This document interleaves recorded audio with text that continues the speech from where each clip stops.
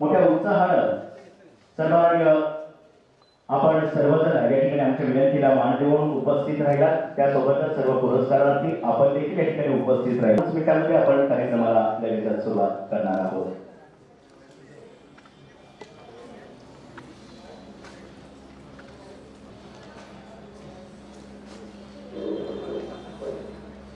त्याचबरोबर सन्माननीय अखिल भारतीय धनगर समाजामध्ये आपण स्वागत करूया। स्वागत सुस्वागत।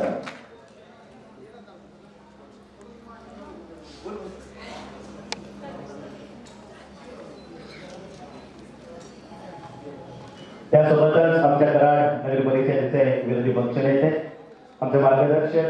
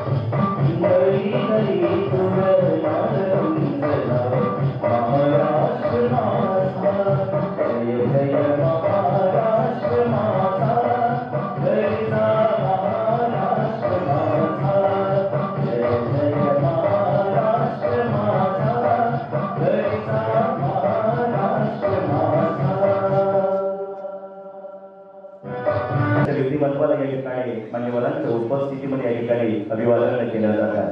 आजच्या कार्यक्रमाचे प्रमुख अतिथी ज्यांची काव्य मैफल आजच्या या कार्यक्रमाच्या निमित्तानं आपण या ठिकाणी श्रवण करणार आहोत। असे सन्माननीय अनंत राऊतजी, त्याचबरोबर या आजच्या कार्यक्रमाचे अध्यक्ष ॲडव्होकेट संभाजी मोहिते सर, त्याचबरोबर दलित महामंडळाचे महाराष्ट्र राज्याचे संस्थापक अध्यक्ष तथा माजी राज्यमंत्री दर्जा सन्माननीय प्राध्यापक डॉक्टर मच्छिंद्रजी सत्ते सर, त्याचबरोबर स्वागताध्यक्ष रामभाऊ दाभाडेजी, त्याचबरोबर संस्थापक निमंत्रण प्रकाशजी वाजेले साहेब, त्याचबरोबर सन्माननीय प्रवीणजी काकडे साहेब प्रदेशाध्यक्ष, त्याचबरोबर सन्माननीय सौरभ दादा पाटील, त्याचबरोबर आपल्या सर्वांची कराडची लाडकिले ब्रह्मते शिवाजी मुंडेकर या सर्व मान्यवरांच्या उपस्थितीमध्ये या ठिकाणी दीप प्रज्वलन होता। तमसोमा ज्योतिर्गमय दिव्या दिव्या दीपकार कानी कुंडल मोतीहार।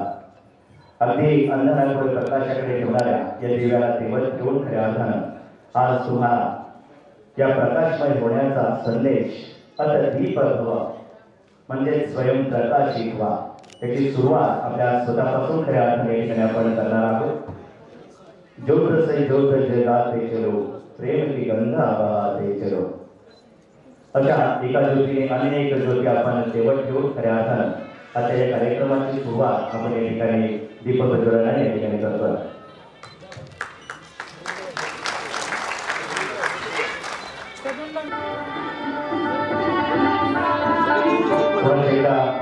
आपण शाळेच्या गजरामध्ये आपल्याला झालेला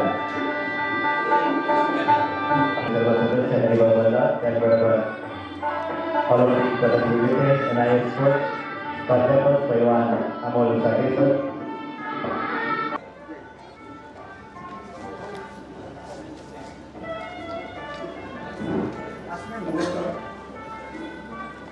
लोकशाहीर अण्णाभाऊ साठे यांच्या 105व्या जयंतीच्या निमित्तानं आयोजित या जनप्रबोधन मेळाव्याला आता सुरुवात होत आहे.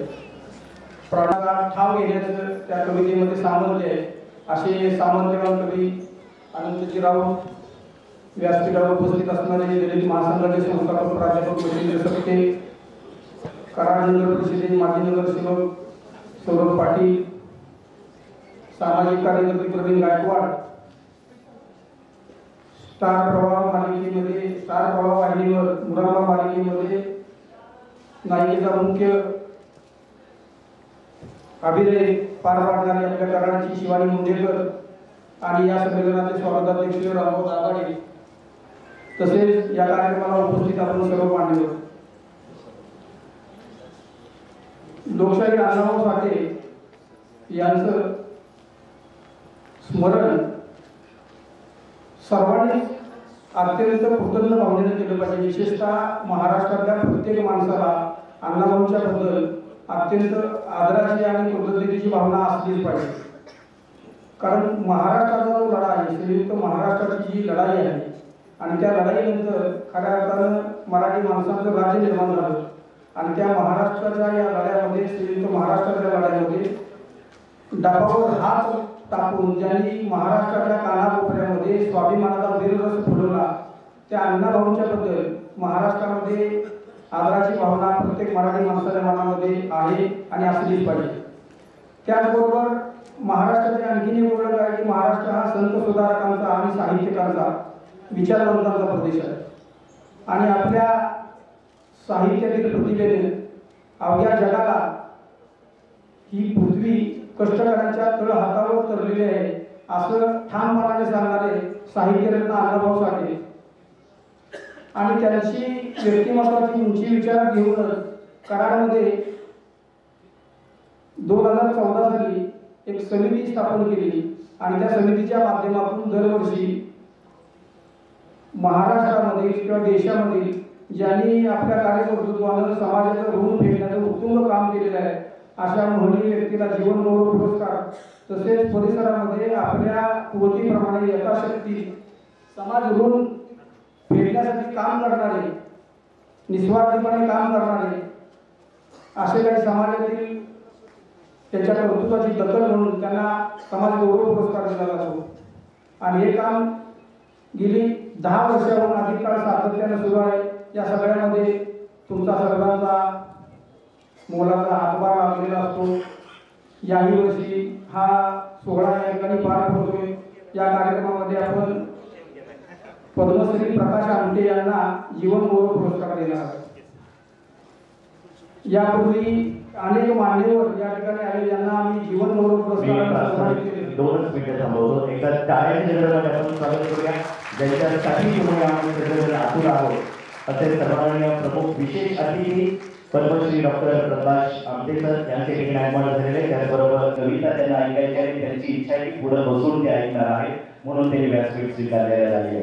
अगदी एवढ्या मोठ्याचा पुन्हा एकदा जोरदार टाळ्यांनी आपण त्यांचं स्वागत करूया आणि मी अण्णाला विनंती करतो त्याबद्दल असं पुन्हा एकदा सुरू करूया. आता प्रास्ताविक जास्त लांबवत नाही, कुठे कार्यक्रम सुरू व्हावा तत्पूर्वी समितीचा एकच हेतू संस्थेच्या माध्यमातून घेता येणं शक्य आहे आणि आम्ही साहित्यरत्न लोकशाहीर अण्णाभाऊ साठे जयंती महोत्सव समितीच्या माध्यमातून करीत असतो. यावर्षी अखंडपणे सुरू आहे आणि या सोहळ्याला आपण या ठिकाणी उपस्थित आहात.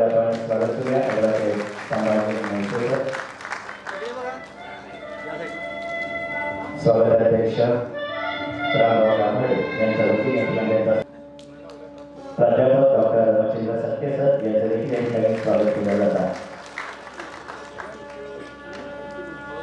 त्याचबरोबर ज्यांच्या आपण त्याला विनंती या सत्राचा स्वीकार आपण ठिकाणी स्वीकारावा. त्याचबरोबर मी प्राध्यापिका सौ टाळ्यांच्या केंद्रामध्ये आपण नक्की स्वागत करूया ज्याने अवघ्या महाराष्ट्राला या मुरांबा मालिकेतून आपल्या रसिकपणांची मदत दिली अशा आमच्या सर्वांची कराडचे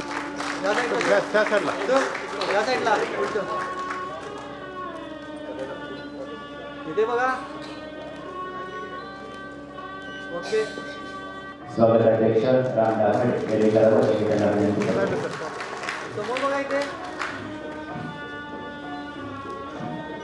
त्याचबरोबर त्यांनी लोकसेवा माध्यमातून या लोकसेवा संस्थेच्या माध्यमामध्ये त्यांचे आपण या ठिकाणी स्वागत करूया.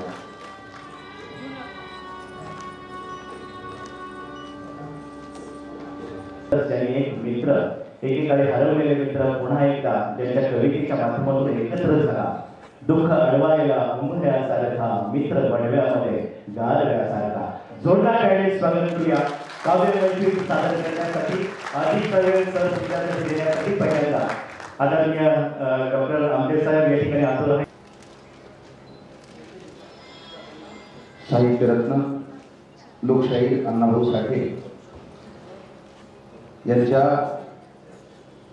जयंती सोहळ्यानिमित्त खऱ्या अर्थानं आपण सगळे इथं जमलेलो आहोत. लोकशाहीर अण्णाभाऊ साठे जयंती महोत्सव समिती महाराष्ट्र राज्य कराड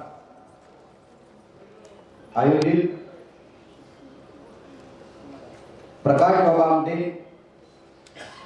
पद्मश्री प्रकाश बाबा आमटे आणि मंदाकिनी आमटे यांच्या जीवन गौरव पुरस्कार सोहळ्यासाठी आपण इथं सगळे जमलेलो आहोत.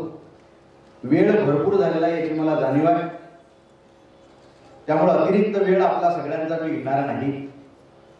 फार वेळ मी तुमच्या समोर नाही. जितका वेळ तुमच्या समोर आहे तुम्हाला एक सेकंद सुद्धा तुमच्या आयुष्यातला वाया गेल्यासारखा तुम्हाला वाटणार नाही. खरं तर आम्ही ज्या साहित्यामध्ये वावरतो, कविता, गझल, प्रबोधन या चळवळीमध्ये आम्ही खऱ्या अर्थानं लहानपणापासून खऱ्या अर्थानं मी या चळवळीमध्ये आहे. ही चळवळ ज्यांच्याकडनं आम्ही शिकलो ते संत कबीर, संत तुकाराम महाराज, ज्ञानेश्वर महाराज यांच्यापासून वामनदादा कर्डक आणि सगळ्यात महत्वाचं नाव म्हणजे लोकशाहीर अण्णाभाऊ साठे. जग बदल घालूनी घाव मज सांगूनी गेले भीमराव. गुलामगिरीच्या चिखलात कसा फसला ऐरावत. अंग झटकून ये बाहेरी घे या भूमीवर धाव सांगून गेले भीमराव. माझी मैना गावाकडे राहिली माया जीवाची होते या काहिली. लहानपणापासून स्मशानातील सोनं नावाचा धडा आम्ही ऐकला, तो आमच्या मनावर गिरवला. कृष्णाकाठच्या कथा या संग्रामामधनं खऱ्या अर्थानं अण्णाभाऊंनी आमच्या काळजावर बालमनापासून अधिराज्य गाजवलं. आणि चळवळीमध्ये आजपर्यंतच्या जेवढ्या माझ्या कविता, जेवढं माझं साहित्य असेल, ही सगळी वामनदादा कर्डक किंवा अण्णाभाऊ साठे यांचीच खऱ्या अर्थानं देण आहे. अख्ख्या जगाला शांततेचा संदेश देणारे तथागत भगवान गौतम बुद्ध ज्यांनी 2500 वर्षापूर्वी आपल्याला सांगितलं, न जज्जा वसलो भूत न जज्जा भूत घमंडो घमंडे वसलो भूत घमंडे भूत घमंडो.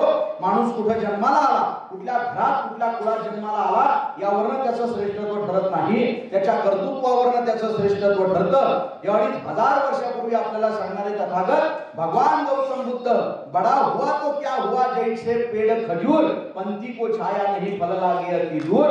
खऱ्या अर्थानं समाजाला कर्मकांड बुवाबाजीमधनं बाहेर काढणारे संत कबीर, ज्ञानियांचे राजे संत ज्ञानेश्वर महाराज, जगतवंदनीय जगद्गुरु संत तुकाराम महाराज ऐसे कैसे झाले बंधू कर्म करुणी म्हणती साधू. अंगी लावणी आराख डोळे झाकून करती बाप दावणी बैराग्याची कळा भोगती विषयांचा सोहळा. तुका म्हणे मैंदे नाही त्यापाशी गोविंद जे का रंगले गांगले त्याशी म्हणे तो आपुले तोची साधी ओळख हवा देवतेचे ती जाणावा मृदू सवाई नोवित.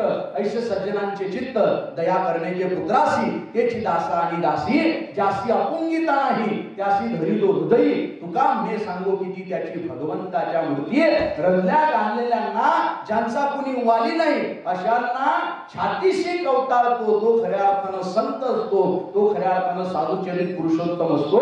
मला असं वाटतं की आपल्या या सभागृहामध्ये सुद्धा प्रकाश बाबा आमटे हे तुकाराम महाराजांना अपेक्षित असलेले संत चरित व्यक्तिमत्व आपल्या समोर आहे. मला प्रचंड आनंद आहे की ज्यांचं नाव घेऊन महाराष्ट्रभर मी कार्यक्रम करत असतो. प्रत्येक कार्यक्रमात मी प्रकाश बाबा आमटे यांचं नाव घेतल्याशिवाय तो माझा कार्यक्रम पूर्ण होत नाही. ते आज माझ्या समोर बसलेले आहेत. मला असं वाटतं तुकाराम महाराजांचा एक अभंग मी पाठ करून ठेवला पण कधी तो म्हणायची वेळ झाली नाही, कारण त्या अभंगाला साजेसं व्यक्तिमत्व मला माझ्या समोर कधी दिसलं नाही. मला असं वाटतं आज जो तुकोबारायांनी अभंग लिहिला होता, चंदनाचे हात पाये ही चंदन, चंदनाचे हात पाये ही चंदन, परिसा नाही हिन कोणी अंग.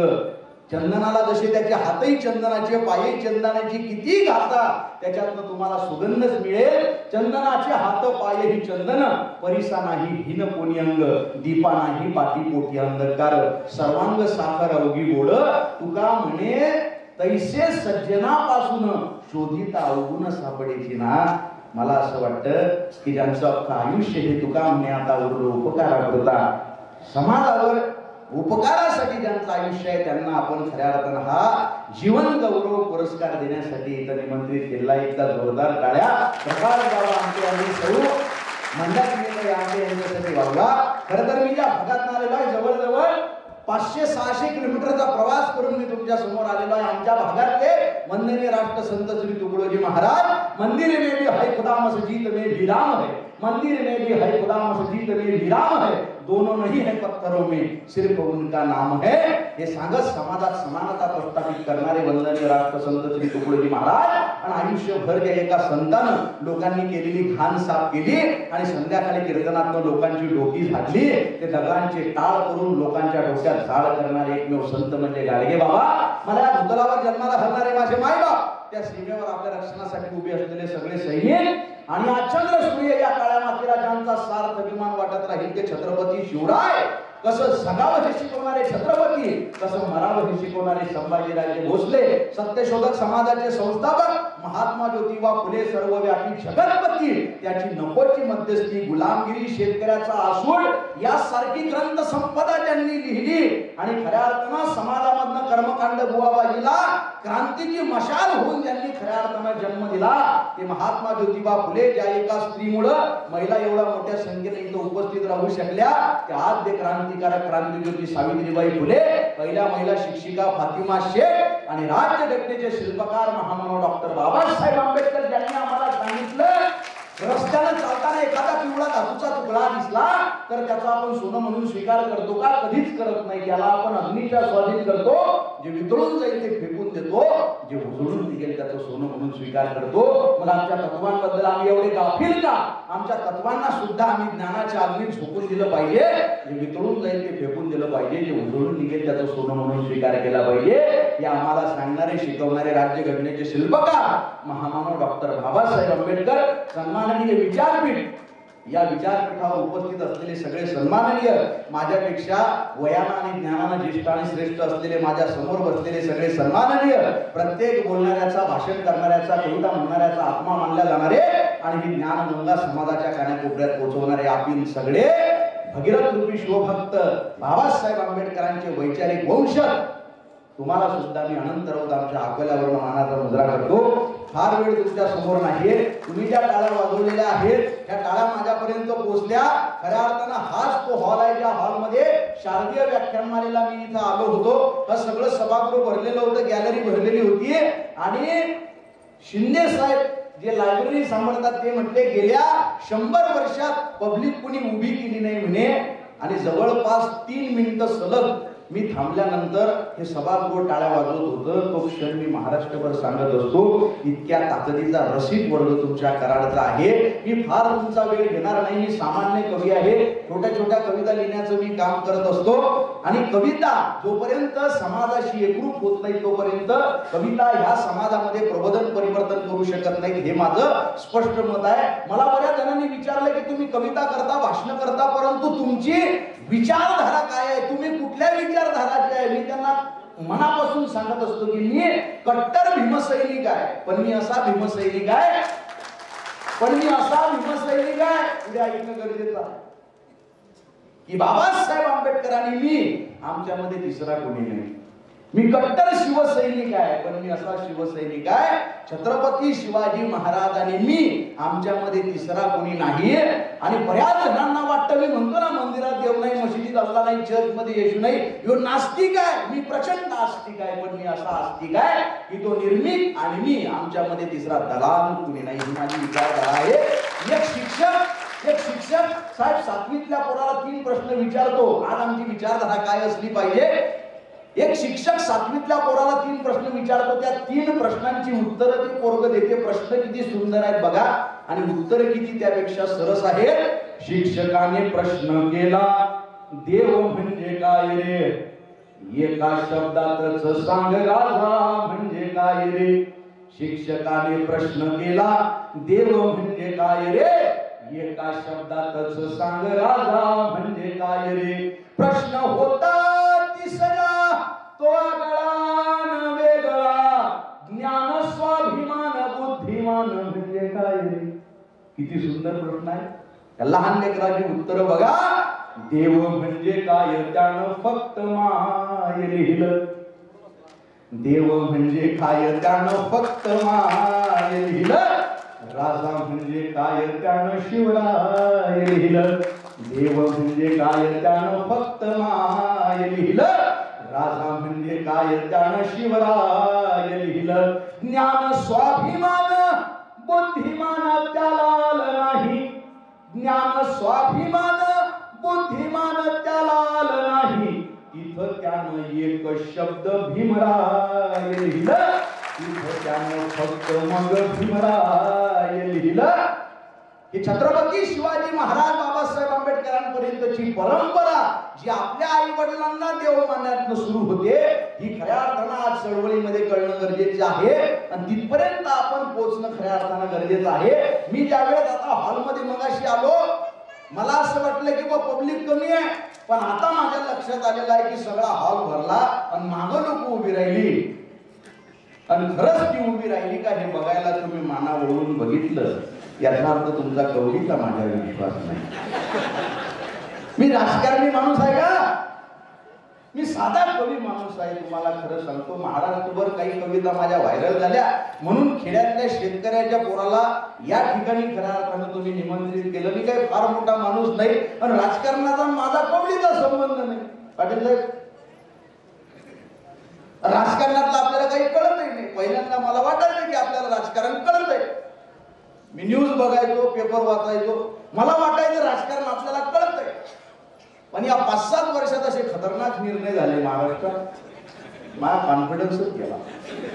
आता मला वाटतंय राजकारण आपला विषय नाही. त्यामुळे मला राजकारणाचं साहेब काही कळत नाही. माझं फक्त आडनावच राऊत आहे, बाकी माझा राजकारणाशी काही संबंध, मला राजकारणातलं काहीच कळत नाही. आणि राजकारणात संबंध नसल्यामुळं माझा कुठल्याही पक्षाला सपोर्ट सुद्धा नाही. हे विधानसभा झाली ना, आमच्या सगळ्या विधानसभेमध्ये मी प्रचार सभा कॅन्सल केल्या, 17 प्रचार सभा. कारण त्यांचं म्हणणं होतं की बा तुम्ही तुमचा कार्यक्रम झाला की एक वाक्य म्हणा, हे आमचे मित्र आहेत, याचं काम चांगलं आहे, हे प्रचंड बहुमताने निवडून द्या. म्हटलं पहिली गोष्ट म्हणजे तुम्ही माय मित्र नाही, तुम्ही काय मतदारसंघात दिवे लावले मला माहिती. त्यामुळे मी काही बोलू शकत नाही. नाही म्हणे वर्ण सेंट्रल गव्हर्नमेंट मधनं इकडलं तिकडनं आम्हाला पैसा आला, तुमची गरिबी दूर करतो. म्हटलं मला गरीबच राहू दे. माझे वडील 7-8 महिन्याच्या आधी जग सोडून गेले, ब्लड कॅन्सर झाला होता त्यांना. जाताना मा बापानं मला एक गोष्ट सांगितली, म्हणे गड्या अनंता, कुणाचं मन दुखून 1 रुपया कमवू नको आणि इमानदारी नावाचा अलंकार गळ्यातनं कधी काढू नको. त्या मायबापाला जपण्याचं काम मी करतो. एका कवितेमध्ये मी 4 ओळी लिहिल्या. कुणी म्हणे माबाप आमदार आहे, कुणी म्हणे माबाप खासदार आहे, कुणी म्हणे माबाप जहागीरदार आहे, कुणी म्हणे माबाप आमदार आहे, कुणी म्हणे माबाप खासदार आहे, कुणी म्हणे माबाप जहागीरदार आहे. छाती फुटेपर्यंत हा पठ्ठ्या सांगत असतो, माबाप इमानदार आहे, माबाप इमानदार आहे. इमानदारी जपण्याचा प्रयत्न खऱ्या अर्थानं मी करतो. म्हटलं मी बोलू शकत नाही. मग ते म्हणे काय बोलसाल? म्हटलं एखादं वाक्य मी म्हणू शकतो. म्हणे काय? मी एवढं म्हणू शकतो की हे जर चांगले असतील तर येले निवडून द्या, हे चांगले नसतील तर येले पाडा. म्हणजे परत काही गेलो फोन केला. आपला राजकारणाशी संबंध आणि कुठल्या पक्षाला सपोर्ट बी नाही. बीजेपी, काँग्रेस, वंचित, मनसे, शिवसेना, अलीकडची पलीकडची, राष्ट्रवादी अलीकडची. पहिले गावाची नाव होती खुर्द बुद्रुक.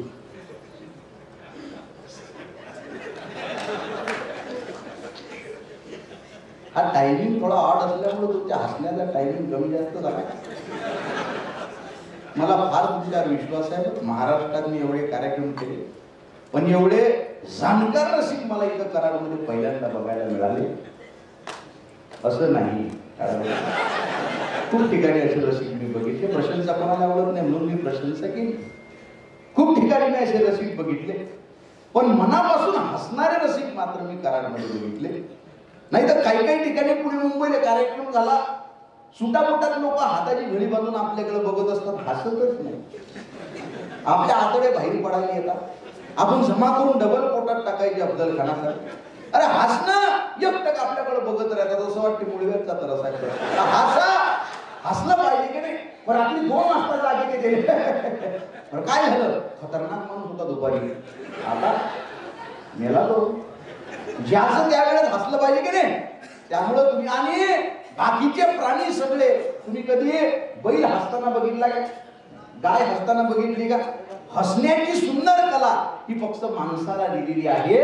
आणि मी खऱ्या अर्थानं अभिमानानं सांगतो, 4 वेद, 6 शास्त्र, 18 पुराण अशा असंख्य ग्रंथांना जे समाविष्ट करता येणार नाही असं आयुष्य जगणारी 2 लोक आपल्या समोर बसलेली आहेत, ज्यांनी आदिवासींच्या आयुष्यामध्ये आनंदवन फुलवलं. स्वतःसाठी सगळे जगतात, दुसऱ्यासाठी जगतो तो माणूस. प्रकाशाकडे जाताना प्रत्येक जण सोबत असतो, अंधारातही साथ देतो तो माणूस. माझ्याकडे लाखोंची स्टेट होती, मरता मरता मी ती करोडाची केली. अरे असलेल्या पैशाची दुप्पट प्रत्येक जण करतो. शून्यातून विश्व निर्माण करतो तो माणूस. फुलांवर सगळेच प्रेम करतात, काट्यांनाही आपुलकीने जवळ घेऊ शकतो तो माणूस. पाण्यामध्ये नाव असताना प्रत्येक जण सोबत असतो, नावेत पाणी जाताना जो हात सोडत नाही तो माणूस. आणि जगून झाल्यावर प्रत्येक जण मरतो, पण मेल्यानंतरही जगू शकतो ना कुणाच्या हृदयात तो माणूस. असा माणूस खऱ्या अर्थानं आपल्या सगळ्यांना सुद्धा जन्माला यावा एवढा आशावाद व्यक्त करतो.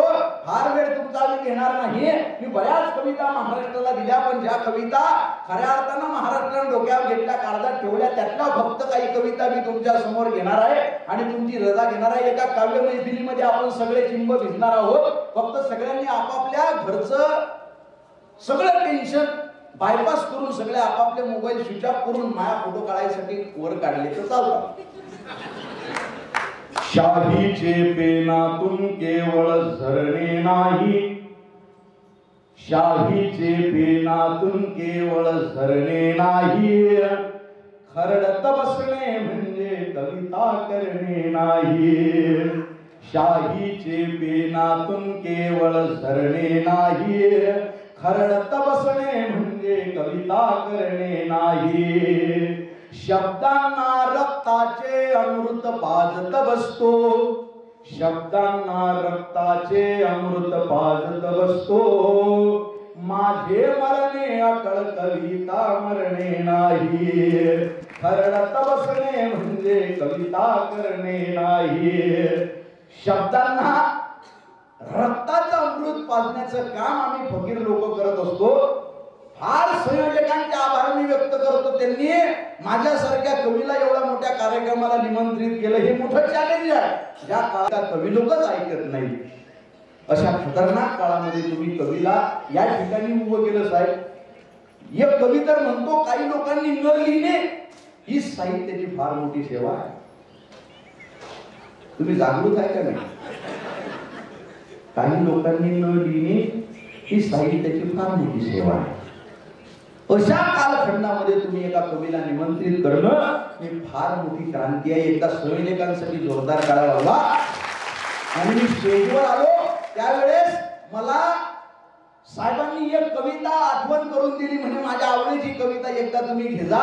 ज्या बाबासाहेब आंबेडकरांचे विचार खऱ्या अर्थानं जगण्याचा प्रयत्न आम्ही करतो. आम्हीच नाही, अण्णाभाऊ साठेंनी सुद्धा ज्यांच्या शब्दांवर, ज्यांच्या विचारांवर आयुष्य मार्गक्रमण केलं ते डॉक्टर भीमराव रामजी आंबेडकर. त्यांच्यावर मी एक छोटीशी कविता मध्ये लिहिली होती, महाराष्ट्रानं खूप व्हायरल केली आहे. वेशीवरल्या पाचोळ्यातून, वेशीवरल्या पाचोळ्यातून मशाल पेटवली वा भीमा.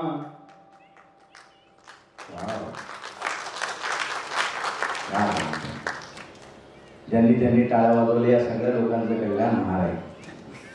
माझ्या कार्यक्रमात जे जे टाळ्या वाजवतात त्या लोकांना अकस्मात धनलाभ होतो.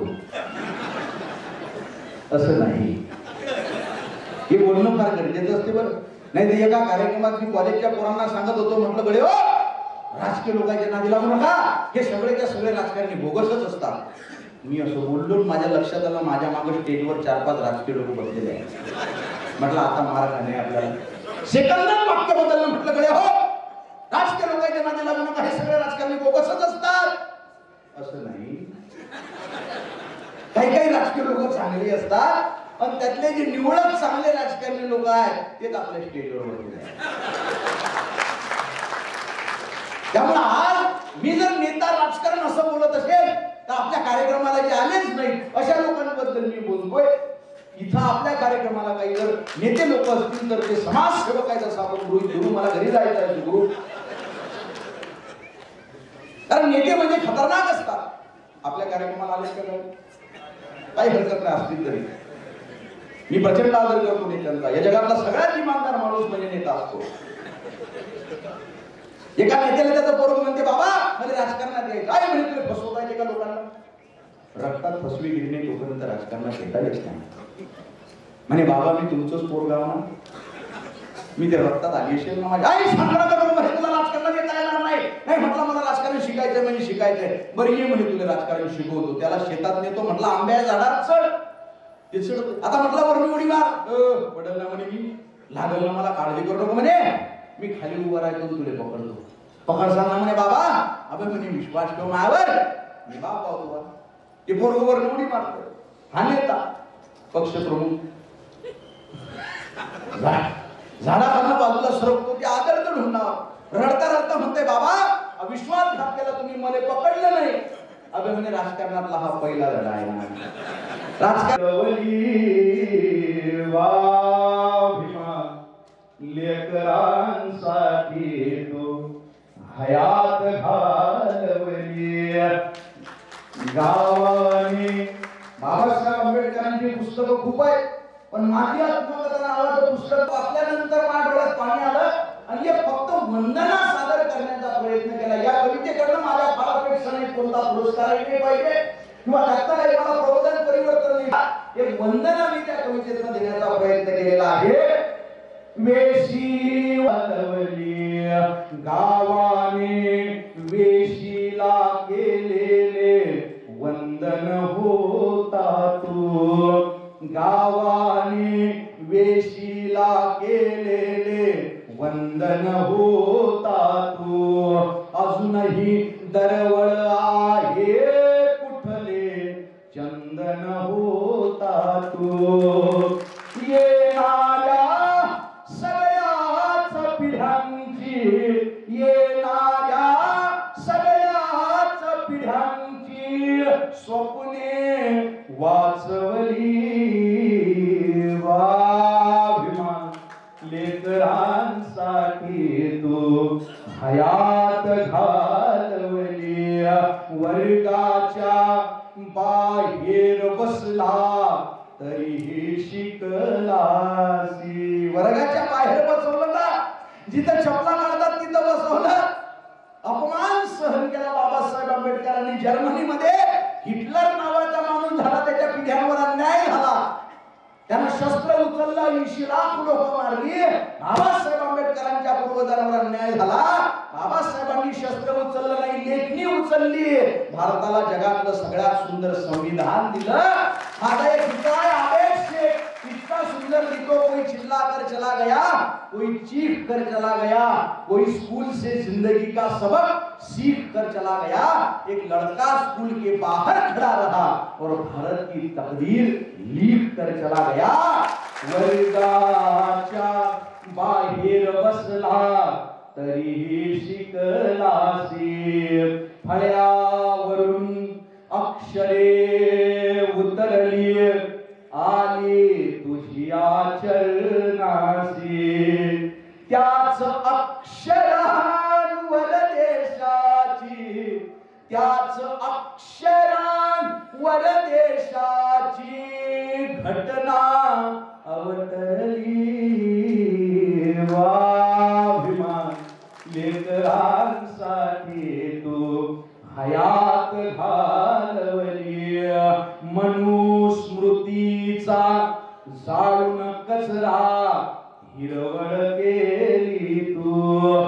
महाडचे ते अशुद्ध पाणी निर्मळ केले तू. शुद्ध होतं का ते पाणी?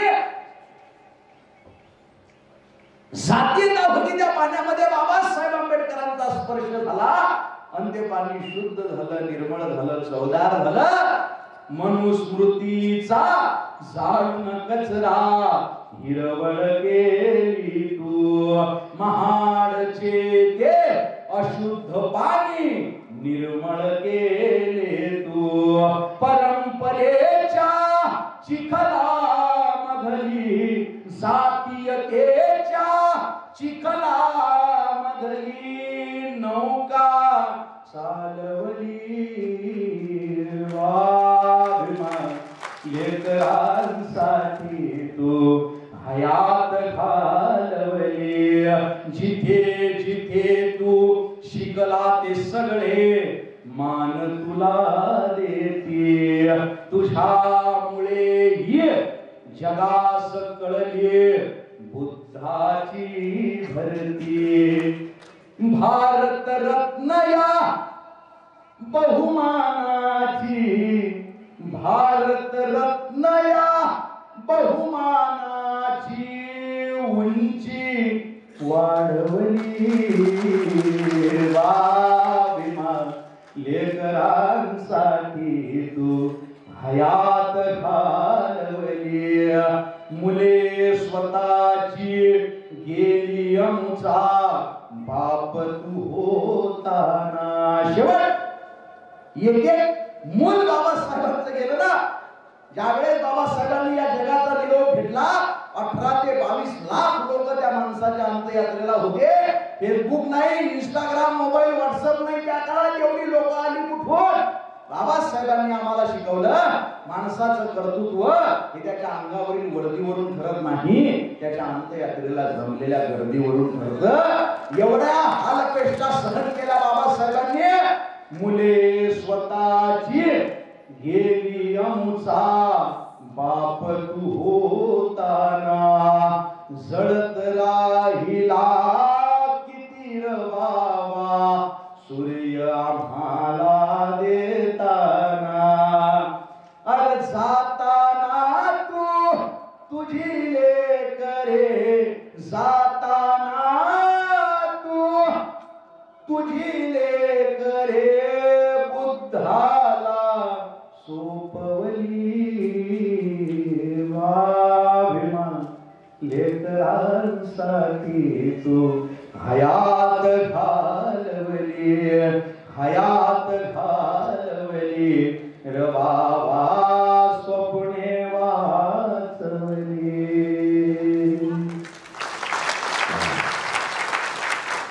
क्या बात है. मनापासून तुम्ही टाळ्या वाजवताय, मनापासून तुमचं कौतुक आहे. महाराष्ट्रात खूप कार्यक्रम केले, पण एवढ्या टाळ्या वाजवणारे लोक हे मी कराडमध्ये पहिल्यांदा बघितले.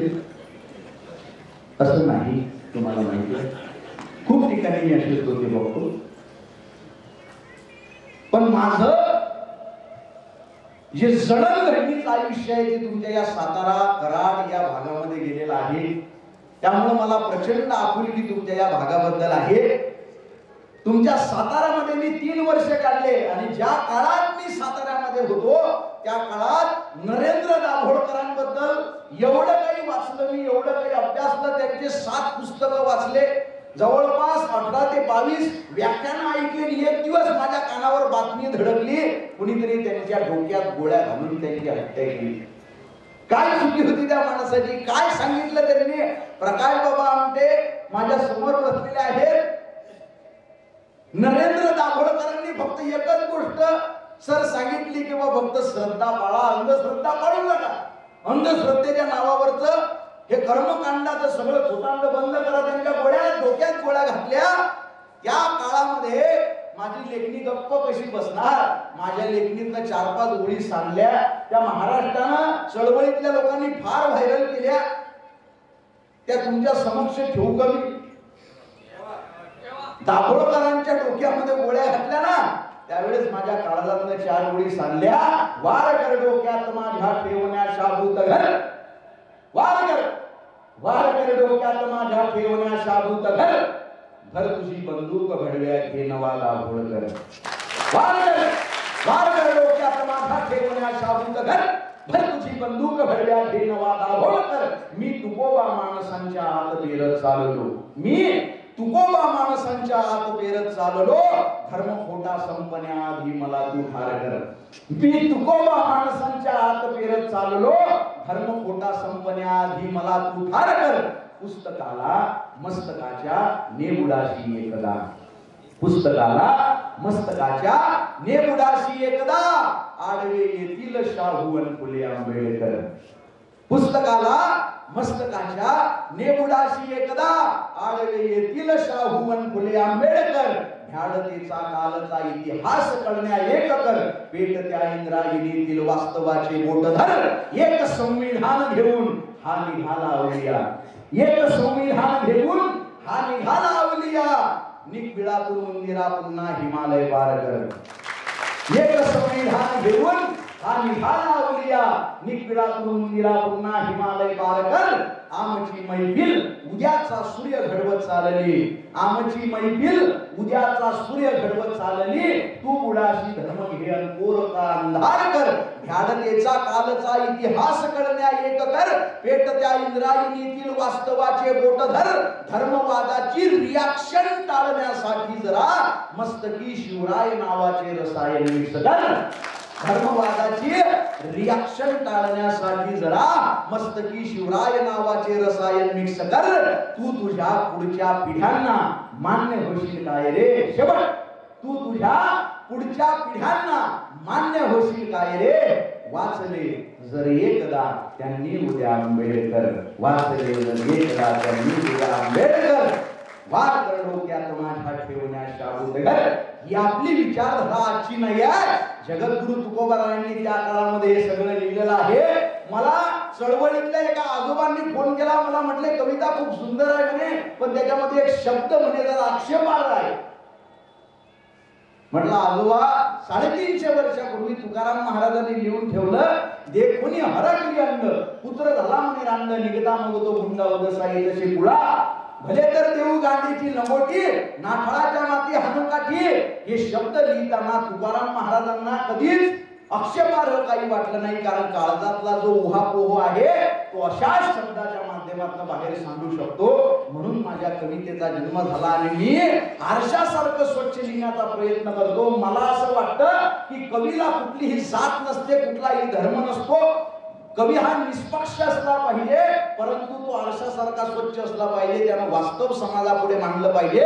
आणि आज मी जे वास्तव मांडतो ते समाजापुढे समाजाला आवडत आहे याचा मला खऱ्या अर्थानं अभिमान आहे काही ठिकाणी प्रबोधन परिवर्तन होते माझ्या मायबापावरच्या कविता ऐकून लोकांनी वृद्धाश्रमातनं आईवडिलांना घरी आणलं माझी मित्र वणव्यामध्ये गारव्यासारख्या कविता ऐकून हजारो दुभंगलेली मन जोडण्याचं काम झालं भोंगा नावाची कविता ऐकली लोकांनी कार्यकर्त्यांनी नेत्याची साथ सोडली मला असं वाटतं की माझ्या कवितेचा सगळ्यात मोठा पुरस्कार हा आहे पुरस्काराच्या खाली कविता दबली नाही एक ओळही स्वार्थासाठी निघली नाही पुरस्काराच्या खाली कविता दबली नाही एक ओळही स्वार्थासाठी निघली नाही जिचे समीक्षक मातीमधले कष्टकरी ती कविता माझी हुशारकीवर जगली नाही नवीन पाऊले माझ्या जीवातेने वरतील नवीन पावले माझ्या हिवातेने वळतील माझ्या इतिहासाची पाने जगाला उद्याच कळतील आज पोसतो आहे विस्तव छाताडावर उद्या मशालीसाठी तुम्हा ठिणग्या मिळतील उद्या मशालीसाठी तुम्हा ठिणग्या मिळतील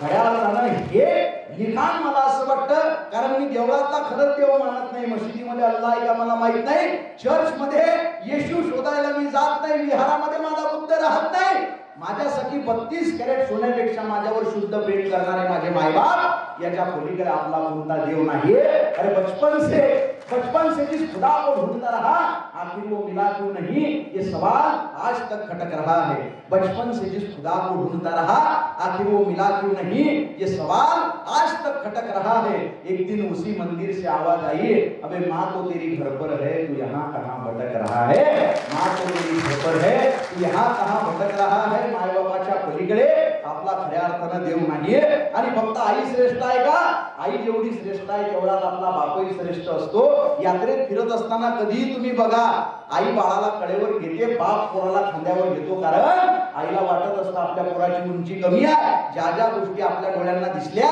त्या सगळ्या गोष्टी आपल्या पोराला बघता याव्या म्हणून आई बाळाला कडेवर घेते, पण बाप पोराला खांद्यावर घेतो, कारण बापाला वाटत असतं ज्या ज्या गोष्टी आपल्या डोळ्यांना सुद्धा दिसल्या नाही त्या सगळ्या गोष्टी आपल्या पोराला बघता याव्या म्हणून बाप पोराला खांद्यावर घेतो. म्हणून मायबापाच्या पलीकडे आपला कोणताही देव नाही, अंतिम सत्य जगाला कळलेलं नाही. त्यामुळे चळवळीतल्या लोकांना सुद्धा माझी नम्र विनंती आहे, आपलं वाचन वाढलं पाहिजे.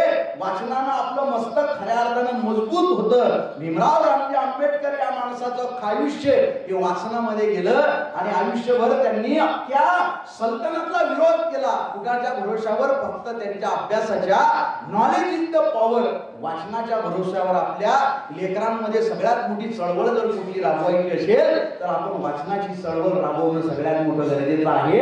कारण या पृथ्वी तलावर आदिमानवाला लागलेला अत्यंत महत्वाचा शोध म्हणजे अग्नीचा शोध होता साहेब. अन्न शिजवण्यासाठी आणि शिजवून ते खाण्यासाठी दगडाला दगड घासला, ठिणग्या पडतात, आग लागते, वनवा पेटतो, जंगलच्या जंगल बेचिराग होतात. पण आज आपल्या समाजात राजकारण्यांना आणि धर्मपंडितांना लागलेला अत्यंत महत्वाचा शोध म्हणजे धर्मांधतेचा शोध आहे, जातीयतेचा शोध आहे. धर्माला धर्म घासला, जातीला जात घासली की ठिणग्या पडतात, आग लागते, वनवा पेटतो, मानवता जळून खाक होते. या मानवतेच्या पेटलेल्या अग्नीवर पाहिजे तशी त्याची पोळी भाजून घेण्यास तो राजकारणी मोकळा होतो. मग अलीकडे टोपी, पलीकडे टिळा, अलीकडे भगवा, पलीकडे निळा, यांच्या मध्ये दाबल्या जातो माणुसकीचा गळा. हा माणुसकीचा गळा दाबल्या जाऊ नये म्हणून तिरंगा काळजामध्ये पेरणं गरजेचं आहे. मला फार अभिमान सगळ्या लोकांचा वाढवत आला. खरं तर वेळ कमी असल्यामुळे तुम्हाला टाळा वाजवायला बी वेळ भेटणार झालाय हे माझ्या लक्षात आलेलं आहे. तुम्ही एवढे जेवण बिवणं करून आलेला आहात. काही काही लोक आपापल्या बायकांना घेऊन आलेले आहेत, भीती मोठी घेऊन आलेले असतील, हा विषय वेगळा आहे. पण आलेले बायकोला न घाबरताना माणूस जन्माला आला का? दाभाडे साहेबांच्या घरी गेलो मी, ते म्हणत आपण फक्त चहा घेऊन माझ्या घरून आलो. चहा घ्यायला गेलो, वहिनीनं आवाज दिला, काय घाबरत? नाही नाही ठीक आहे, घाबरतो का मी, चळवळीचा माणूस नाही. परत वहिनीनं आवाज दिला, मला आता खतरनाक काम नाही रे, घाबरत नाही मी. अनंत भाऊ तुम्ही चहा घ्या. डोळे मोठे झाले, वहिनीने आवाज वाढला, मग लढलट थांबायला लागले. साहेब गेले बा आपल्या घरी, काय नाही एवढा मोठा कवी बसलेला, आमच्या गप्पा चालू आहेत, काय? वहिनी म्हटलं आवाज कमी, तुमचा बी आणि त्या कमी झालं. पण काय काम आहे? काम काही नाही म्हटलं, बघत होते मग बोटात किती ताकद. बायकोला घाबरणार म्हणून जन्माला आला का? तुमचं लग्न झालं का? सौरभ झालं. लग्न झालेले लोक ओळखू येतात, चेहरे कोमेजलेले असतात. तुमच्या जागा कोणी हात वर करा, तो म्हणते बायकोला घाबरत नाही, हातही वर करते. एकही नाही का कोणी? बायको वाद जोरदार करा लागला, बायकोला घाबरत नाही. दोन माणसं भेटलेले आहेत, त्या पात्र तुम्ही हात वर का केला? मला माहिती आहे तुमची बायको इथं आलेली नाही म्हणून तुम्ही हात वर केला. अहो बायकोला न घाबरला माणूस जगात आलेला नाही. अहो जीवन गौरव पुरस्कार आहे, आमच्या सरांना हात वर नाही. काय सांगताय तुम्ही? सगळे घाबरतात. बायकोला न घाबरला म्हणून जन्माला आला का? एक शिक्षक पोराला विचारते, सांग म्हणे बाबू बायकोला संस्कृत मध्ये काय म्हणायचं? ते पोरग म्हणते, सर बायकोला पुण्यात भाषेत काहीच म्हणायचं नाही. विरोधी पक्षातही कुठं ठेवलेलं. पण लक्षात घ्या, पहिल्यांदा जेवढ्या पहिला इथं आहे, तुमचा हक्काचा सख्खा भाऊ एकच मी. काहीच केला पाहिजे. वा, महिलांचे चेहरे खुलले, असाच बघता पाहिजे. उशिरा का होईल आपण असाच बघता पाहिजे. खरा विषय आहे तो, चेष्टेचा विषय आहे का? फार अन्याय झाला महिलांना तुमच्यावर. मराठी भाषा शिकत असताना पहिल्या पानापासून तुमच्यावर अन्याय आहे. बोला, मराठी भाषा शिकलो ना आपण. मराठी भाषेचं पहिलं पान उघडलं, पहिलंच वाक्य, बबन अभ्यास कर, कमल पाणी भर. बबनने अभ्यास करायचा, कमलने पाणी भर, रमेश पाटावर बस, आणि कोमल त्याला वाढ. म्हणजे खैरापाडा फक्त जेवायलाच बसलेला आहे का नाही? बदल हसण्याचा विषय नाही पहिला. वा वा, डोक्यावर बदल असलेली आली आपल्या कार्यक्रमाला जोरदार काढावा. ही शेवटची पिढी आहे. ही शेवटची पिढी समाधानात सुख शोधणारी, आपल्या गालावून हात फिरवणारी, आपला पचकर मुका घेणारी ही शेवटची पिढी आहे. तुमचा आधी काळ वेगळा होता, आता डोक्यावर पदर बिदर राहिलेला नाही. खरं तर ठेवण्याची गरज नाही, पण उखाणे घेण्याची पद्धत होती की नाही. एका बाईने आता उखाणा घ्यायला लावला, त्या बाईने आधी उखाणा काय घेतला? दुधाचा रंग पांढरा, दह्याचा रंग पांढरा, पांढरा रंग ताकाचा, आणि मायात नशिबी अवघा शेमड्या नाकाला. बाई उखाणा घेतील, साधा विषय आहे का?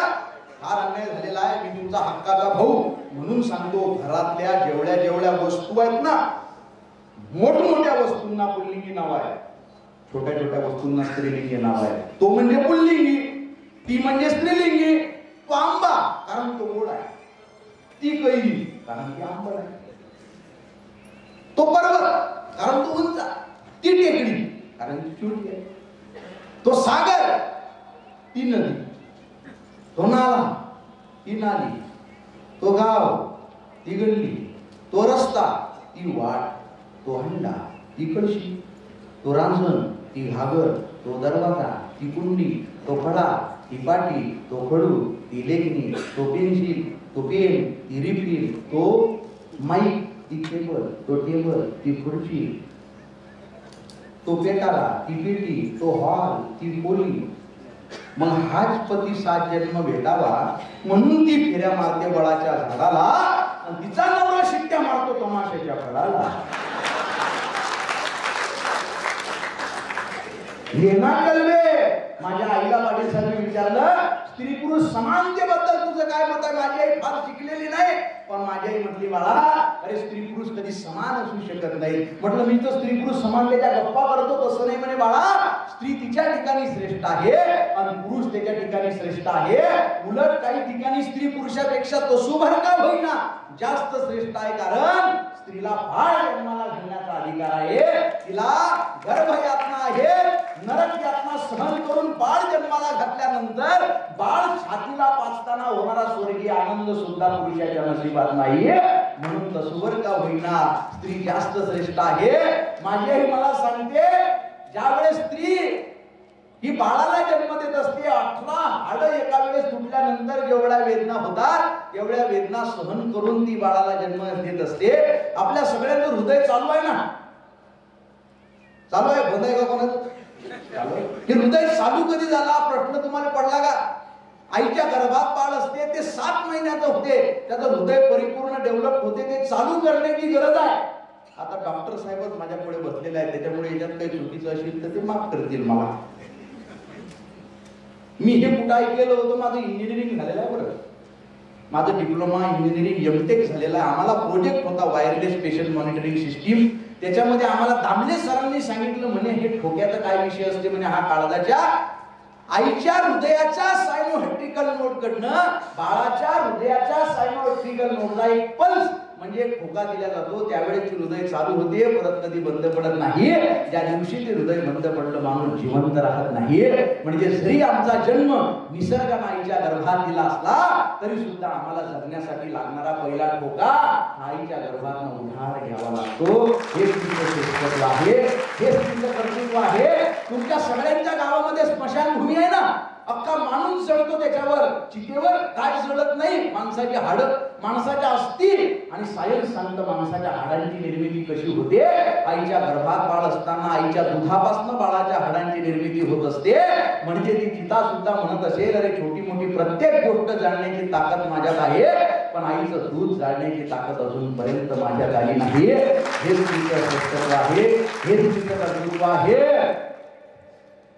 नवीन नाती जोडताना पुरी लक्षात ठेव, खूप खोल असते भावनेची खाई. त्यानं म्हटलं ताई म्हणून डोळ्यातली बाई त्याच्या जाईलच असं नाही. सगळे अभ्यासू लोक आहेत. 8 ओळीची कविता घेऊन आहे, त्या फेसबुकवर व्हॉट्सअपवर लोक पोस्ट करतात. हे फेमिनिझमवर कविता आहे. मी तुझ्यातला पुरुष शोधतो. तुम्ही पोस्ट ऐकली असेल, अभ्यासू लोक असतात साहेब.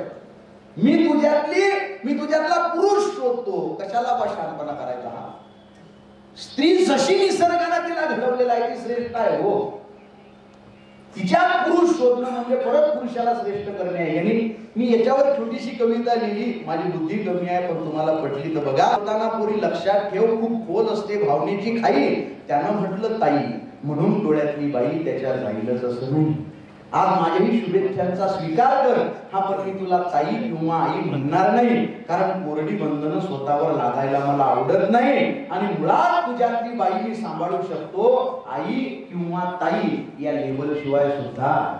हा कधी कधी अस्वस्थ उतावीळ व्हायला दजावू शकतो, हाडामासाचा सांगाडा तुझ्यातली मादी बघून. म्हणून काय झालं, वासनेच्या उंदराला माझ्या नीतिमत्तेचा डोंगर पोकरणं शक्य नाही, कदापि शक्य नाही. हा समाज हल्ली तुझं स्वतंत्र अस्तित्व मान्य करायला लागला नाही का? माझा नवरा मला माझी कामं करू देतो, माझा नवरा मला जॉब करू देतो, माझा नवरा मला फ्रेंड्स जपू देतो, माझा नवरा मला माझं स्वातंत्र्य देतो. माझा प्रश्न निरागस असा आहे, तुला तुझं स्वातंत्र्य देणारा तो जहागीरदार कोण? हा समाज हल्ली तुझं स्वतंत्र अस्तित्व मान्य करायला लागला, पण तुझ्या स्वातंत्र्याच्या चाव्या तू या पुढचट समाजाच्या हाती द्याव्या हे मला आवडलं नाही. जात्यावर दळण दळताना ओठावर गाणी आणि छातीला पिणारं बाळ जुना झाला ना काळ. जात्यावर दळण दळताना ओठावर गाणी छातीला पिणारं बाळ जुना झाला ना काळ. पण मग लॅपटॉपवर काम करत करत कानात हेडफोन टाकून बाळ पाजण्याची कला किती सहज आत्मसात झाली तुला. कधी कधी मला राग येतो, चीड येते, दुःख होतं. कधी कधी मला राग येतो, चीड येते, दुःख होतं जेव्हा जेव्हा पुरुषांची वस्त्रे परिधान करून तू उभी असतेस या तथाकथित समाजापुढे स्वतःमधलं पुरुषत्व सिद्ध करण्यासाठी. माफ कर बाई, पण मी तुझ्यात पुरुष शोधत नाही. माफ कर बाई, पण मी तुझ्यात पुरुष शोधत नाही. कारण नाल्या गटारी या सभ्य नगराची घाण, नाल्या गटारी या सभ्य नगराची घाण, परंपरेनं केलेला अपमान, सगळं सगळं सगळं स्वतःमध्ये सामावून घेऊन सुद्धा नदीसारखं नितळ निखळ खळावणारं तुझं बाईपण आणि हिमालयाच्या उंचीचं आईपण मला नजरअंदाज करता येत नाही. मला नजरअंदाज करता येत नाही. मला नजरअंदाज करता येत नाही. भोंगा वाजलाय, भोंगा वाजलाय, भोंगा वाजलाय, वाजलाय वाजलाय. वेळ अत्यंत कमी राहिल्यामुळे तुम्हाला असं वाटतंय की डायरेक्ट भोंगा कविता कशी काय घेतली. फार मोठा कार्यक्रम पुढे आहे आणि तुमचा अंत बघणारा मी कवी, चांगला कवी तुमच्या राशीला लागलेला आहे, ज्याला कळतंय कुठं थांबावं. नाही तर कवी लोकांना हे कळत. एका ठिकाणी कवी संमेलनाला गेले, 3 तास होता कार्यक्रम, 6 तास झाले तरी कवी थांबलेले. मग अर्धे लोक गायब झाले, तरी कवी थांबले नाही. मग 100च लोक राहिले, तरी कवी थांबले नाही. मग 4च लोक राहिले. 1 2 3 4. मी कविच्या संयोजकाने म्हटले हे 4 लोक दर्दी दिसतात. 8 घंटे झाले जागेवर हल्ले नाही. ते संयोजक म्हटले तुम्ही इकडे या, तुमचं पटकन आवरान तुम्ही जा घरी. ते चौघ कानानं पहिले, एकाला ऐकू येत नाही, सेन्सर गेले, डायमंड गेले, करंट येत नाही. आता घरी सण होत नाही म्हणून इथं आणून ठेवले आणि आता इथं झोपणार आहे. तरी एक कवी आमच्यातला म्हणजे मी 4 बैलांनाच ऐकवतो, पण त्याचा आवाज गावातला गेला. गावातले लोक काठे घेऊन आले. असे 100 फुटाराने याची कविता चालू, 10 फुटाराने त्यांनी कविता चालू. त्यातला पैलवान पुढे आला, त्यानं काळी आदळली, रागानं पाहिलं. आता रे आता मध्ये संपला कार्यक्रम, आता कविता घेत नाही, माफ करा. तो स्टेजवर शोधायला लागला. काय झालं म्हणे, माफ कर. भोंग्याचा वाद माहिती आहे तुम्हाला? भोंगे हटाव. कोण हटवायचे? आपणच हटवायचे. कामधंदे सोडायचे तर भोंगे काढायचे, सांभाळायचे. तुमची माझी युती आहे तोपर्यंत आपलं सरकार पडणार. तुम्ही माझ्यासोबत आहे. भोंगा वाजलाय, भोंगा वाजलाय, भोंगा वाजलाय, वाजलाय वाजलाय. नेता गाजलाय, नेता गाजलाय, नेता गाजलाय, गाजलाय गाजलाय. भोंगा वाजलाय, भोंगा वाजलाय, भोंगा वाजलाय, वाजलाय वाजलाय. पोटा पाण्याची सोडू नका म्हणा जय जय जय श्रीराम, जय श्रीराम. काय झालं? काय करतो तुम्ही सुशिक्षित विरोध? खतरनाक आहे बरं राजकारण. कार्ल मार्क्स म्हणतो धर्म अपुची गोडी आहे, त्यांना नशा होतो. आपल्या तरुण सगळ्या कार्यकर्त्यांना या धर्माच्या जातीच्या लत पासून लांब ठेवण्याची कृपा करा. आमच्या गावामध्ये तुमच्याकडे इलेक्शन कसं होते माहित नाही, आमच्याकडे सरपंच पदासाठी उभा असतो एखादा झेंडूबाम. कोण्या सरपंच पदासाठी त्याच्या गाडीवर भोंगे असतात प्रचाराचे, त्या भोंग्यात गाणं असते, तुमच्या राजाला साथ द्या, तुमच्या राजाला साथ द्या. म्हणजे जो राजा 90 मानणार आणि आपण प्रजा. काही काही ठिकाणी तर मलाही विचारतात लोक, तुमची कार्यक्रम झाल्यावर बसायची व्यवस्था कुठं करायची. म्हटलं बसायची म्हणजे तुम्ही घेत नाही का म्हणे 90. म्हटलं काय येडला आलं.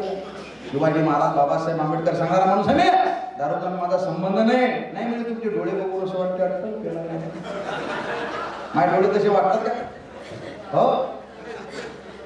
नाही वाटतात, प्रवास असते दिवसभर. नाही म्हणजे तुम्ही स्टेजवर चढली कसं वाटते दारू पिऊन चढले. म्हटलं कडे हो ही वेगळी नशा आहे. भगतसिंग, राजगुरु, सुखदेव यांना भी नशा होती ना, राष्ट्रभक्तीची नशा होती की नाही. भगत सिंग यांना विचारलं होतं तुम्हारे दिल में कभी शादी का लड़की का ख्याल नहीं आता, आजादी ही मेरी दुल्हन है म्हणणाऱ्या भगत सिंगांचे शब्द होते मेरे दिल में वो ख्याल आता नहीं, मैं सोचता हूँ आजादी के बारे में, मैं लिखता हूँ आजादी के बारे में, मैं बोलता हूँ आजादी के बारे में, आजादी के सिवा मैं कुछ सोच नहीं सकता. मेरे जज्बातों से, मेरे ख्यालों से कुछ इस कदर वाकिफ है मेरी कलम भी, इसलिए लिखना चाहूँ तो इनकलाब लिख देती है. हे म्हणणाऱ्या भगतसिंग, राजगुरु, सुखदेव यांच्या देशातले आपण लोक आहोत. नाही म्हणजे तुम्ही स्टेजवर चढले की दारू पिल्यासारखं वाटतं. आम्ही म्हटलं नशा वेगळी आहे. शराब पीने वालों, सिगरेट पीने वालों नशा करो, लेकिन नशा ऐसा करो कुछ देर तक टिक सके, यूं नहीं कि रात को भी सुबह को उतर जाएगी. मेरे वतन से दिल लगा के देख, जिंदगी नशे में गुजर जाएगी. नशा राष्ट्रभक्तीची असली पाहिजे, समाजसेवेची असली पाहिजे. पोटा पाण्याची सोडून काम म्हणा जय जय जय श्रीराम, घरी सीतेला उपवास. साहेब कुठे चालले हो साहेब? खतरनाक असतात लोक, मागं बघत नाही. असं कोणी मध्ये उठून गेले की मला विधवा झाल्यासारखं वाटतं. त्याला एक जण गेले, एक जण आले पाहिजे. तुम्ही बोर झाले का? थांबू का? चालू देतो. भोंगा वाजलाय वाजलाय वाजलाय. राजकारणावरची कविता आहे बरं का. सगळ्या धर्मावर एक एक कडवं याच्यातलं छोटंसं लिहिलं होतं. पहिल्यांदा याचे 2च कडवे फक्त पत्रकारांनी व्हायरल केली होती. कॉन्ट्रोवर्शियल झाली होती कविता. पत्रकार खतरनाक असतात. आपल्याला आहेत का काही पत्रकार? हातवर करावं. वा वा. नाही, पत्रकार म्हणजे माझ्या सगळ्या जीवलग मित्र असतात असं सांगायचं मला. पत्रकारांच्या अथक प्रयत्नांमुळे मीडिया फ्रीडम इंडेक्स मध्ये भारत 147व्या स्थानावर भेटला गेले ना. लोकशाहीचा आधार मी खरा पत्रकार, लोकशाहीचा आधार मी खरा पत्रकार, निर्भीडपणे आता उभ्या जगास सांगर, सत्य मांडर गड्या तू सत्य मांडर, सत्य मांडर गड्या तू सत्य मांडर. पत्रकारिता या समाजाचा आरसा, जांभेकर, फुले, बाबासाहेबांचा वारसा. धर भूतकाळाचा धागा, कर वर्तमान जागा, धर भूतकाळाचा धागा, कर वर्तमान जागा. गल्लीचे प्रश्न घेऊन दिल्लीशी भांडर, सत्य मांडर सत्य मांडर. पैशावाल्यांच्या पुढं कार नांग्या टाकतो, खरी बातमी तुझ्या फिल्टर मधून काढतो. खरा पत्रकार जागव, आतून माहिती मागव.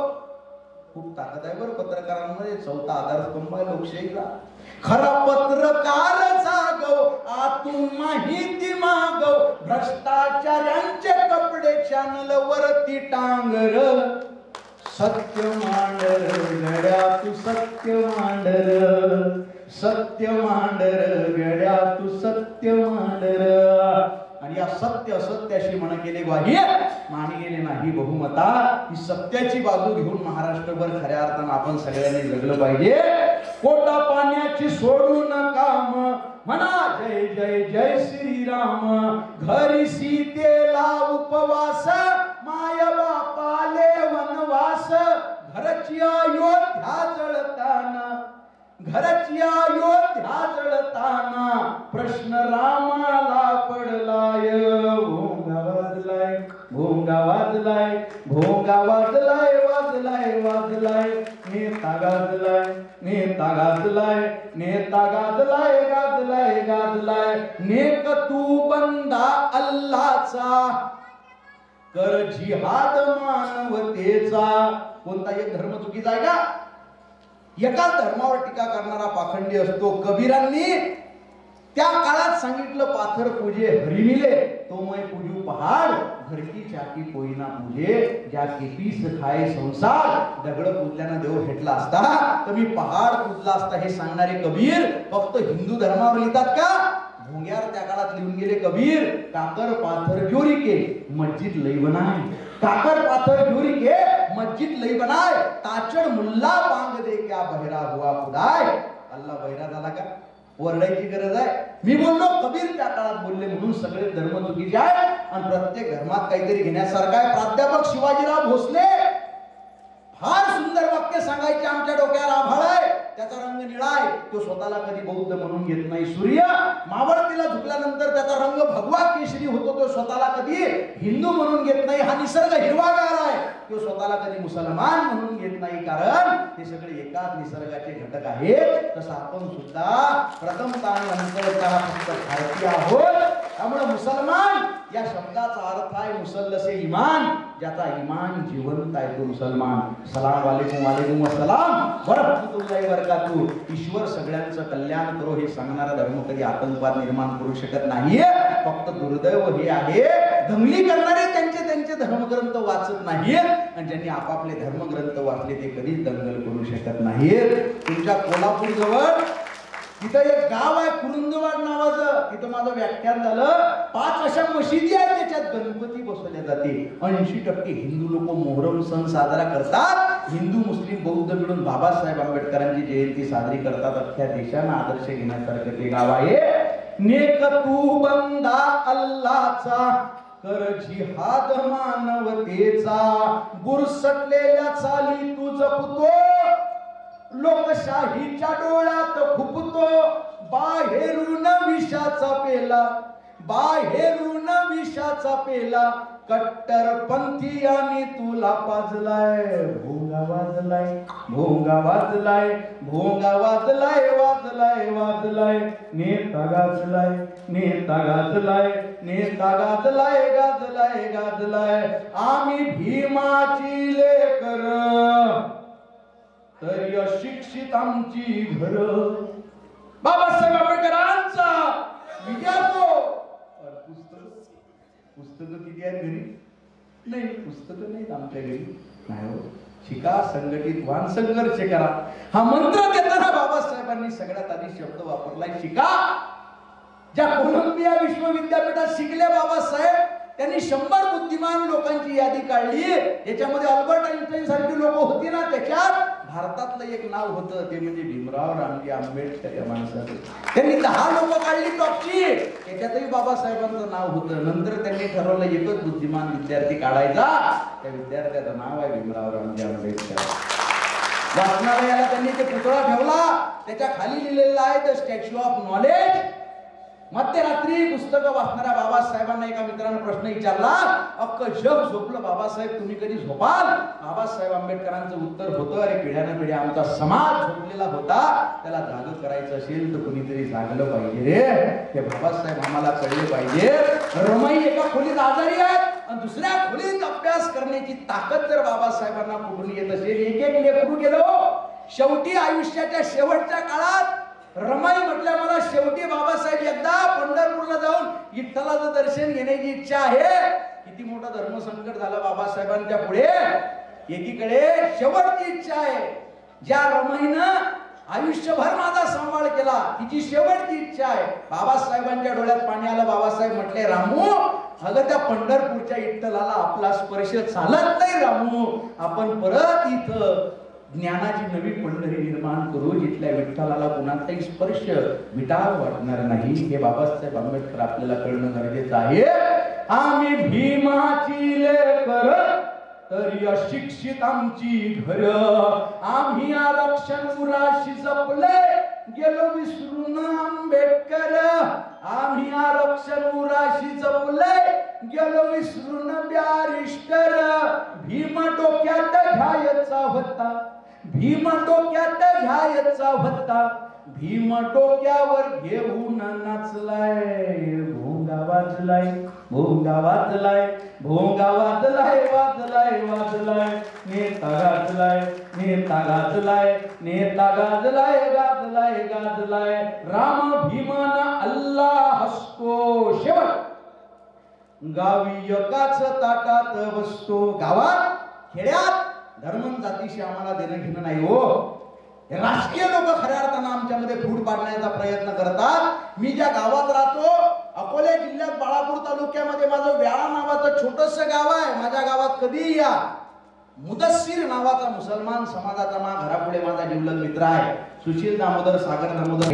पण आज दिल्लीवरून आम्हाला कोणीतरी सांगितलं आत्महत्या करते का शेतकरी. 15 दिवस मनातल्या मनात त्या आत्महत्या केलेली असते. दररोज त्या बाबूच्या झाडाकडे पाहिजे, घरी जाते आत्महत्या करायची हिंमत त्याची होत नाही. ही परिस्थिती कोण बघत असते. आज बैल पोळा आहे ना, आज आहे का काल झाला, आजच आहे की नाही. आज महाराष्ट्रात बऱ्याच लोकांच्या स्टेटसला त्या 2 ओळी आहेत. 5 वर्ष झाले 2च ओळी लिहिलेल्या मी. कारण त्याच्या पुढे त्या ताकदीचं कधी सुचलं नाही. त्या शेतकऱ्याची भावना फक्त त्याच्या बैलांना कळते, त्याला माहित आहे एक दिवस आपला मालक त्या बाबलीला लटकून घेणार आहे. त्या बैलाच्या काळजातनं ज्या 4 ओळी निघाल्या त्या तुमच्या समक्ष ठेवतो. 2 आऱ्या मार मले भेऊ नकोर, सोडून पण मालका तू जाऊ नकोर. 2 आऱ्या मार मले भेऊ नकोर, सोडून पण मालका तू जाऊ नकोर. उठ गड्या झोल आता खाऊ नकोर, उठ गड्या झोल आता खाऊ नकोर. त्या बाभळीच्या झाडाकडं पाहू नकोर, त्या बाभळीच्या झाडाकडं पाहू नकोर. आणि ज्यांनी येशीमध्ये बसून मातीवर कविता लिहिल्या त्यांना आपण सोडलं बी नाही. त्यांच्यावर मी 2 ओळी लिहिल्या. जन्म गेला तुझा गारव्यासारखा, काव्यथा मांडतो भोगल्यासारखा. दुःख का मांडतो भोगल्यासारखा. सापडे साचले कल्पनेचे किती, सापडे साचले कल्पनेचे किती. हुंदका हिंडतो पोरक्यासारखा, काव्यथा मांडतो भोगल्यासारखा. झाड वाढेलही ओल भेटेलही, झाड वाढेलही ओल भेटेलही. आत जा तू जरासा मुळासारखा, काव्यथा मांडतो भोगल्यासारखा.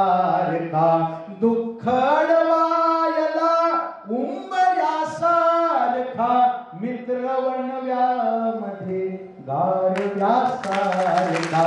मित्र वणव्यामध्ये गारव्यासारखा.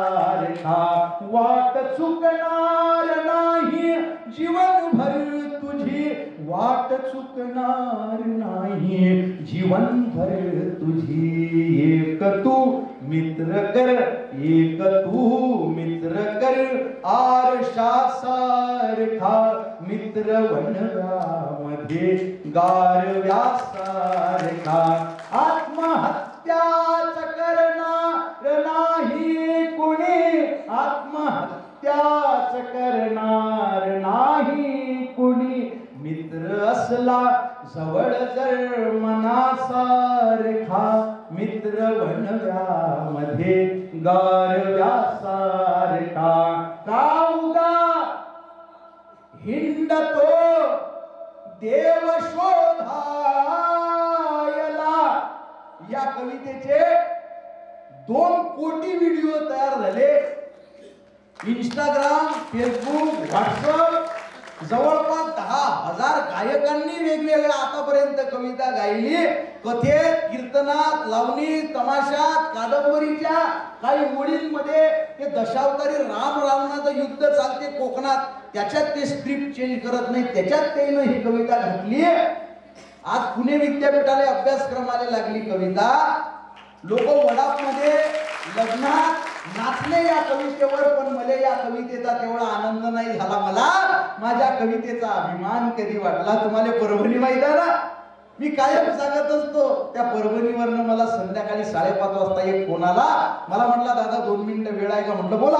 आवाज अस्वस्थ होता त्याचा. काही नाही म्हणे दादा, 15 दिवस झाले म्हणे, मित्राचा मेसेज कॉल नव्हता. अचानक दुपारी 2:15 वाजता मोबाईलवर मेसेज पडला म्हणे, काही चुका झाल्या असतील तर माफ करून टाक म्हणे गड्या, आज आपल्या मैत्रीचा शेवटचा दिवस. मा डोक्यात ट्यूब पेटली म्हणे. मी गाडी काढली, त्याच्या घरी गेलो. हॉलमध्ये आई वडील बसलेले होते, मी तिथं थांबलो नाही म्हणे. डायरेक्ट बेडरूम मध्ये गेलो. पंख्याला त्यांना दोर बांधलेला होता, पायाखाली स्टूल घेतलेला होता. कार्यक्रमाची तयारी झालेली होती. मी त्याचे पाय धरले म्हणे, त्याने खाली उतरवलं. त्याच्या गळ्यातला फाशीचा दोर सोडला म्हणे. पण तुम्हाला का फोन केला म्हणे दादा? त्यांना हाताची मूठ बांधलेली होती, आम्ही उघडली. त्याच्यात चिठ्ठी लिहिलेली होती म्हणे, आणि त्या चिठ्ठीवर 4 ओळी लिहिलेल्या होत्या म्हणे, का उगा हिंडतो देव शोधायला, मित्र आहे सवड मंदिरासारखा, मित्र बनव्यामध्ये गारव्यासारखा. अबे म्हटलं मी कशाकडे, मी त्याला जरा मोटिवेट करतो. नाही म्हणे दादा, वातावरण तापलेलं आहे, आताच घटना घडलेली आहे. पण त्याच्या आईने मेसेज दिलेला आहे म्हणे, ज्या कोण्या कवीनं ही कविता लिहिलेली आहे त्याला एकदा आपल्या घरी आण म्हणे, मला मायेनं त्याच्या डोक्यावर हात ठेवायचा आहे. जगातला सगळ्यात मोठा पुरस्कार आपल्या कवितेला मिळाला. याच्या पलीकडे खऱ्या अर्थानं मला कुठला पुरस्कार नको आहे. आणि पुराणातल्या कथा कादंबऱ्यांमधनं मैत्री समजून घ्यायची गरज नाही हो. आपण कोरोनाचा काळ जरी बघितला तर लक्षात येईल, एकमेकाला हात लावत नव्हते लोक. अशा काळात मित्राच्या आई वडिलांना पाठीवर घेऊन हॉस्पिटलमध्ये ऍडमिट करणारे मित्र या समाजात होते. म्हणून हा कोरोनाचा काळ आपण यशस्वीरित्या पार करू शकलो. मित्र गरीब असतो, मित्र श्रीमंत असतो, मित्र हुशार असतो, मित्र मंद असतो, पण तो जोपर्यंत सोबत आहे ना, दुःखासाठी काळजाचा दरवाजा बंद असतो. मित्र शंभरा जरी असला ना, तो तुम्हाला कधी आत्महत्या करू देणार नाही. म्हणून एक तरी आपला मित्र असला पाहिजे, आणि मरेपर्यंत आपण तो जपला पाहिजे. एकदा फक्त हातवर करा बरं, कुणाला जिवलग मित्र आहे किंवा मैत्री नाही मनापासून एकदा. क्या बात, वा वा वा. हात खाली करा. इतक्या लोकांना हातवर केला, मला फार आनंद झाला. महाराष्ट्रात एवढे कार्यक्रम केले, एवढे हातवर करणारे लोक मी पहिल्यांदा बघितले. असं नाही, तुम्हाला माहिती आहे. पण खऱ्या अर्थानं बऱ्याच लोकांनी हातवर केले नाही, त्याले मित्र मैत्रीण नाही. मग काही हरकत नाही, एक काम करा, घरी गेल्यानंतर तुम्ही एकदा किचन मध्ये जा, एका कपामध्ये पाणी घ्या. मैत्री नाही तर या जगामध्ये. एक छोटासा मला मेसेज आला, एवढा व्हायरल केला साहेब लोकांनी की घर में आग लग गई, सब चल गया, सब रिश्तेदार आए, चाहने वाले आए, चर्चा करके चले गए, पूछताछ करके चले गए. बस एक दोस्त आया जिसने पूछा अभी क्या क्या बचा है, अबे क्या क्या बचा है. मैंने कहा अभी सब कुछ चल गया, बस मैं बचा हूँ, बाकी बचा ही क्या है. तो उसने गले लगा कर कहा अभी पगले फिर जला ही क्या है. काउगा हिंडतो देव शोधायला, काहुगा हिंडतो देव शोधायला. मित्र आहे जवळ, मित्र आहे जवळ, मंदिरासारखा, मित्र वणव्यामध्ये गारव्यासारखा. मैत्री चाटते गाय होऊन मना, मैत्री चाटते गाय होऊन मना. जाबिलग तो तिला, जाबिलग तो तिला, वासरा सारखा, मित्र वणव्यामध्ये गारव्यासारखा. जाळताना मला देह ठेवावसा. शेवट आपल्या कवितेचाही आणि माझ्या या काव्यमय मैत्रिणीचा सुद्धा शेवट फक्त एकच मुद्दा. मैत्रीच्या मध्ये येणारी सगळ्यात दलिंदर गोष्ट कोणती असते? गैरसमज, मिसअंडरस्टँडिंग. त्यामुळे काही गैरसमज असतील, तुमच्या सगळ्यांच्या पायाला हात लावून सांगतो, एकदा माफ करा, कॉल करा. माफी मागून टाका, काही सोबत राहत नाही. आपल्या आधी 100-150 वर्ष आधी जी लोक होती त्यांना एकही माणूस आज जिवंत नाही. आपल्या नंतर 100-150 वर्षानंतर आपल्याला एकही चेहरा जिवंत असणार नाही.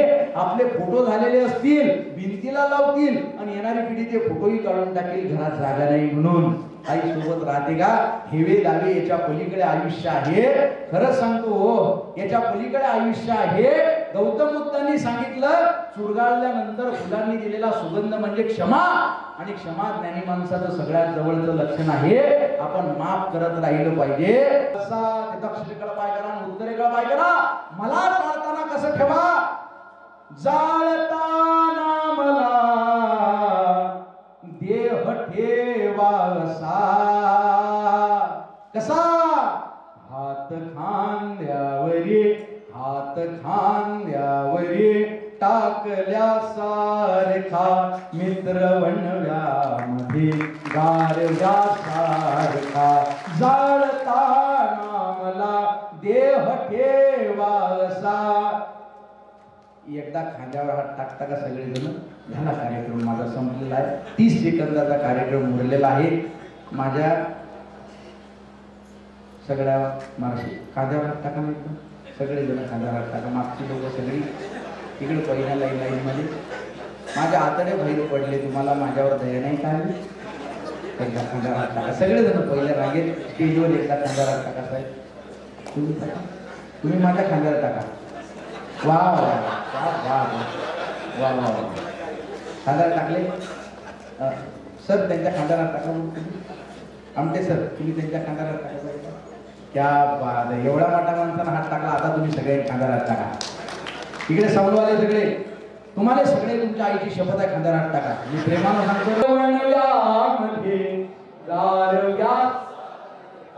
मित्र वनव्यामध्ये गारव्या सारखा.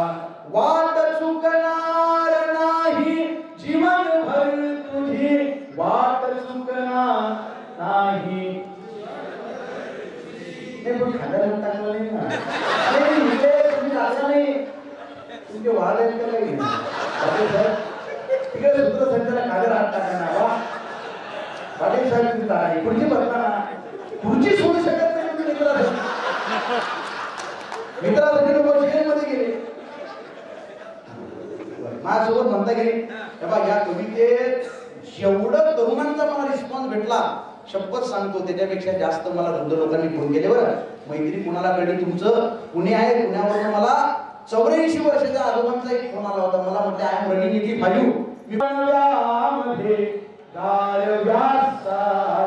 वाट चुकणार नाही जीवनभर तुझी, वाट चुकणार नाही जीवनभर तुझी.